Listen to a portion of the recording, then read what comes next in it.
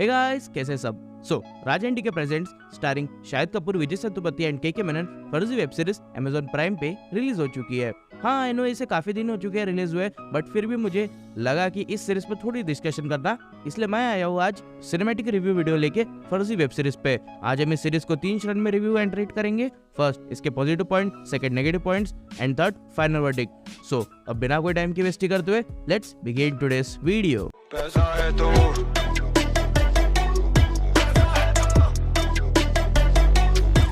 First positive point की बात करते हैं इस सीरीज की, तो वो है परफॉर्मेंस सभी कास्ट की। देखो, बेशक इस सीरीज की जो कास्टिंग है वो बहुत न्यू है और पहले तो काफी अटपटा भी लगा है कि इतने बड़े स्टार्स जो थिएटर के लिए मूवी करते हैं वो सीधा ओटीटी पे काम कर रहे हैं। शाहिद कपूर जो ताकत रखते हैं अपनी मूवीज को 200-300 करोड़ के क्लब में शामिल करने की, वो इस सीरीज में लीड है और बेशक उनका काम हर बार की तरह यहाँ भी बहुत जबरदस्त है। विजय सर, जिन्हें मैं एक्टिंग का पावर समझता हूँ, उनका भी काम मुझे बहुत पसंद आता है और मोस्टली सीरीज में ह्यूमर लाने का काम इन्हीं का है। एंड देन कई न्यू कास्टिंग भी शामिल हुई है इस सीरीज में और सभी का काम बहुत बढ़िया है और इन सब में सबसे बेस्ट काम किया है के मेनन सर ने। मतलब उनके एक्टिंग में कोई शक की गुंजाइश ही नहीं है। कई बार ऐसे सीन आते हैं जहां वो अपने एक्सप्रेशन और डायलॉग डिलीवरी से ही वो सीरीज के मेन इंटेंशन बन जाते हैं और के को ऐसे बैडेस अवतार में देख मुझे तो वो उनका 5 मूवी का कैरेक्टर याद आ गया। 20 साल पहले जब उन्होंने लुक का कैरेक्टर प्ले किया था तो मुझे लगा था कि ये एक ऐसा कैरेक्टर है जिसका रिक्रिएशन कभी नहीं हो सकता, मगर फिर आज 20 साल बाद मैंने फर्जी देखा और मुझे वही सेम एनर्जी, वही डार्कनेस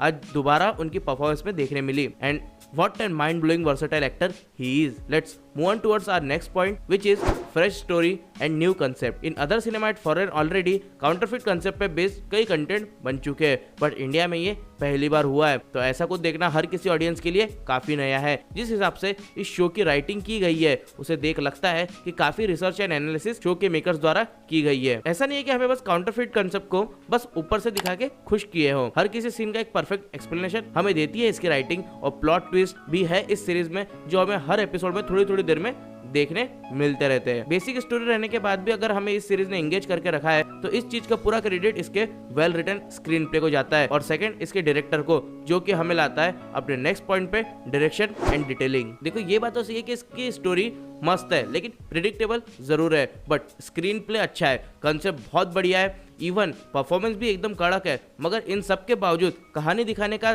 ढंग कैसा है, ये एक सबसे बड़ा और मेजर पॉइंट है। तो इस पॉइंट के रिगार्डिंग डिस्कस करने से पहले मैं थोड़ा 11 साल पीछे जाना चाहूंगा, जब फर्जी के डायरेक्टर गो गोआ गॉन मूवी लेके आए थे। आई डोंट नो ये मूवी आपको याद है भी या नहीं, मगर उस वक्त की ये मेरी फेवरेट मूवी थी और उसका मेन रीजन था इसका डायरेक्शन। राज एंड के सर का विजन। किसने सोचा था कि ज़ॉम्बी कंसेप्ट पर बेस्ड इंडियन सिनेमा में भी ये कंटेंट बनेगा, और वो भी अब से 11 साल पहले, जहाँ फॉरेन कंट्रीज में भी इसका ट्रेंड अच्छे से आने को था।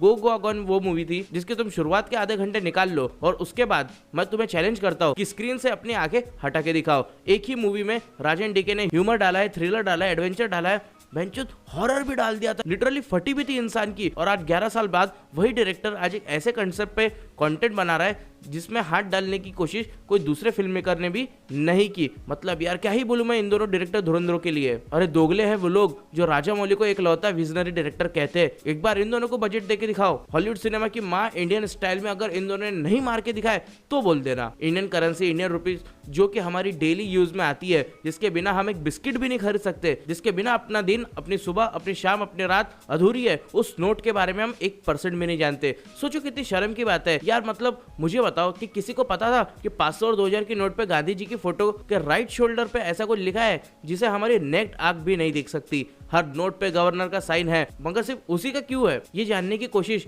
क्या कभी हम लोगों ने की है? मगर फिर भी इन सब बातों का जनरल नॉलेज हमें ये सीरीज देती है। ओके, अब अपने लास्ट पॉजिटिव पॉइंट की बात करते हैं जो कि है डायलॉग एंड ह्यूमर। मैं बोला ना, राज एंड के वो डायरेक्टर है जो अपने हर प्रोजेक्ट में आपको हर जॉनर की फीलिंग देंगे और सब में सबसे बेस्ट पार्ट उनके कंटेंट्स का रहता है उनका ह्यूमर, जो कि यहाँ भी है और काफी सारा है। स्पेशली विजय सर का कैरेक्टर यार, जब जब वो गाली देते हैं ना, ऑटोमेटिक स्माइल आ जाती है फेस पे। और इसके जो डायलॉग्स है वो भी कितने डीपली लेयर्ड है। मतलब एक डायलॉग तो शायद का ऐसा आता है कि जहाँ वो कहते हैं कि देश के सबसे सच्चे इंसान की फोटो देश के सबसे गलत चीज पे छाप दी गई है। मतलब क्या है है ये यार, ऐसी क्रिएटिविटी इनके प्रोजेक्ट्स में ही देखने मिलती है। वेल तो ये तो थे मेरे पॉजिटिव पॉइंट इस सीरीज को लेके। अब डिस्कस करते हैं इसके नेगेटिव पॉइंट्स की, जो कि ज्यादा नहीं है और उतने मार्केबल भी नहीं है, बट इस पर एक छोटा टॉक बनता है। तो सबसे पहला नेगेटिव पॉइंट है इस सीरीज का, वो इसका रन टाइम। सीरीज की जो है टोटल लेंथ है ना 8 घंटे की है। 8 एपिसोड्स की सीरीज है और हर एपिसोड 1 घंटे का है, और इतना लंबा रहने की वजह से न्यूट्रल ऑडियंस को बोर मार सकती है। और शुरुआत के 3 एपिसोड तो ऐसे हैं जिसमें अगर आपने पेशेंस नहीं दिखाया तो आप सीरीज को अधूरा छोड़ के भाग जाओगे। सो थोड़ा लेंथ कम हो सकता था इसका। Anyways let's move towards the next and last negative point, जो कि है इसकी एंडिंग। देखो पूरी सीरीज बहुत अच्छी जाती है, स्पेशली 4th एपिसोड से जो ये ग्रिप पकड़ती है ना, उसे देख लगता है कि हाँ लास्ट एपिसोड में अपने को कुछ भारी भरकम देखने मिलेगा। बट यू नो व्हाट, वो भारी वाला एलिमेंट सीजन 2 के लिए पास कर दिया जाता है, इसलिए जब हम एंड करते हैं ना इसे तो सेटिस्फेक्शन वाला फील नहीं आता। But it's okay. सो ये थे मेरे पॉजिटिव नेगेटिव पॉइंट इस सीरीज को लेके। और फाइनल वर्डिंग में बढ़ने से पहले एक छोटा टॉक कर लेते हैं राजन डी के यूनिवर्स को लेके, कि जो हमें फैमिली मैन के रेफरेंस इस सीरीज में दिखाया है, क्या वो फ्यूचर में इतने काम भी आएंगे? माइकल और तिवारी का क्रॉसओवर हमें इन फ्यूचर देखने मिलेगा? सो इसका आंसर है हाँ, बिल्कुल देखने मिलेगा। और बाय द वे एक बात और, राजन डीके की मानना पड़ेगा, उन्होंने इस यूनिवर्स को लेके कोई भी हिंट हमें नहीं दिया था, और ऐसा एकदम से जो सरप्राइज मिला ना सीरीज में, मजा आ गया। आने वाले दिनों में कई मीम्स इस पे बनेंगे। और अगर आप लोगों को इस राजन डी के यूनिवर्स के बारे में और डिटेल में जानना है तो मैं जल्दी से इस टॉपिक पर वीडियो लाऊंगा, मगर इससे पहले इस सीरीज को फाइनल वर्डिक्ट देके खत्म करते हैं, ताकि ये वीडियो ज्यादा लॉन्ग ना बने। सो अगर आप लोग के पास में भरमार टाइम है, अगर आपके पास में पेशेंस है, तो ऑफकोर्स इस सीरीज को देखे। गाली बहुत है इस सीरीज में, अगर फैमिली इन सब से कंफर्टेबल है तो बिल्कुल फैमिली के साथ में देख सकते हो।